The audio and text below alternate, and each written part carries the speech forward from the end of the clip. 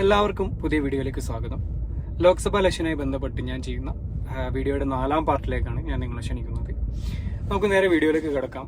മുൻപ് പറഞ്ഞതുപോലെ ഒരു ആമുഖത്തിന്റെ ആവശ്യം ഉണ്ടാവില്ലെന്ന് തോന്നുന്നു. പ്രഡിക്ഷനൊക്കെ ഞാൻ എൻ്റെ സ്വന്തം നിലക്ക് മാത്രമല്ല, പല ചാനലുകളും നടത്തിയ പ്രഡിക്ഷന്റെ അടിസ്ഥാനത്തിലുള്ള ഒരു വീഡിയോ ആണ് ഞാൻ ചെയ്യാൻ ശ്രമിക്കുന്നത്. നമുക്ക് നേരെ വീഡിയോയിലേക്ക് കിടക്കാം.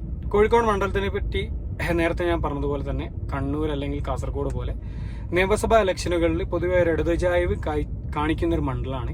പക്ഷേ ലോക്സഭാ ഇലക്ഷനിലേക്ക് വന്നാൽ മുൻപ് നടന്ന ഇലക്ഷനുകളിലൊക്കെ ഒരു UDF അനുകൂല റിസൾട്ടാണ് ലോക്സഭാ ഇലക്ഷനുകളിൽ കാണിച്ചുകൊണ്ടിരുന്നത്. അപ്പോൾ ഇവിടുത്തെ നിയമസഭാ മണ്ഡലങ്ങൾ നോക്കിക്കഴിഞ്ഞാൽ ബാലുശ്ശേരി, എലത്തൂര്, കോഴിക്കോട് നോർത്ത്, കോഴിക്കോട് സൗത്ത്, ബേപ്പൂർ, കുന്നമംഗലം, കൊടുവള്ളി. ഇതിൽ കൊടുവള്ളിയും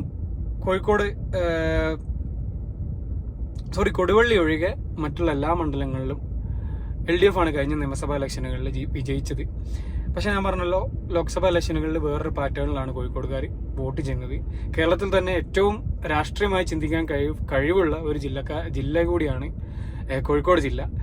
അപ്പോൾ എൻ്റെ കോഴിക്കോട് ജില്ലക്കാരനാണ് ഞാനും. അപ്പോൾ എൻ്റെ മണ്ഡലത്തിൽ എല്ലാവരും പറയുന്നത് പോലെ തന്നെ കോഴിക്കോടിൻ്റെ സ്വന്തം രാഘവേട്ടന് തീർച്ചയായും ഇപ്രാവശ്യം വിജയിച്ചു കയറും. കഴിഞ്ഞ തവണത്തെ പോലത്തെ ഒരു മാസീവായിട്ടുള്ള ഭൂരിപക്ഷം ഇല്ലെങ്കിലും കൂടെ ഒരു 50,000-അടുത്തുള്ള അല്ലെങ്കിൽ ഒരു 30,000-ന്റെയും 50,000-ന്റെയും ഇടയിലുള്ള ഒരു ഭൂരിപക്ഷത്തിന് രാഘവേട്ടൻ തന്നെ വിജയിച്ചു കയറും. പയ്യന്നൂർക്കാരനായ കോൺഗ്രസ്സുകാരനായ രാഘവൻ എങ്ങനെയാണ് കോഴിക്കോടുകാരുടെ രാഘവേട്ടനായത് എന്നതിന്റെ ചരിത്രമൊക്കെ എല്ലാവർക്കും, പ്രത്യേകിച്ച് കോഴിക്കോട്ടുകാർക്കൊക്കെ അറിയുന്ന കാര്യമാണ്.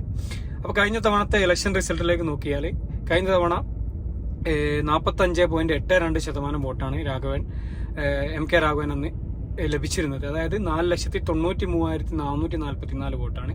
അന്ന് CPM-ന് വേണ്ടി മത്സരിച്ച ജനകീയനായ പ്രദീപ് കുമാറിന് 37.91 വോട്ട്, അതായത് 4,08,219 വോട്ട്.